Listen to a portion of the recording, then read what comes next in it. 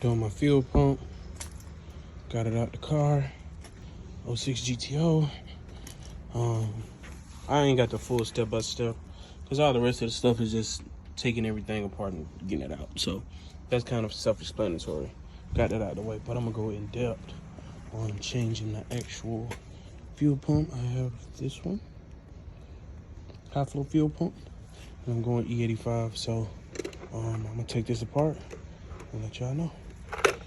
Yeah, and it's not dirty, not dirty at all. We gotta be all right. Back. So I took them apart, separated them, and with this, just be very careful, because this stuff it's a very tight fit on here.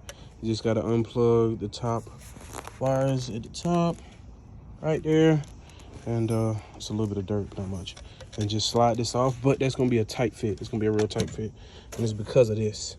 This sits down in that corner, and that's what makes that tight. And so now, only thing I have to do now is to remove the motor.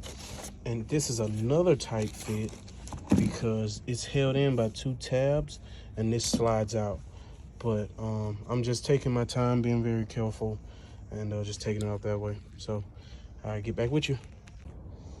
All right, back. So with the new fuel filter, on the instructions, they're gonna have 3 ridged lines along this back wall on this pump, and you need to get rid of them.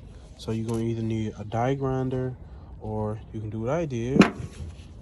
Got me a good old flathead, got my map gas, heated up real hot, and I just shaved it off. But clean up your area, clean it up with brake cleaner. You know what I mean? Probably not the most smartest thing, but it works. So I got everything in. Everything is all in, and I'm about to get it all back together. Okay, back together. It went kind of smooth. It wasn't as plug and play as I thought it was, because you had to modify the pump of the 3 ridges. But once you get the full filter out the way, and as you can see, all the 3 ridges is gone. All the 3 ridges that would be right here has been melted off.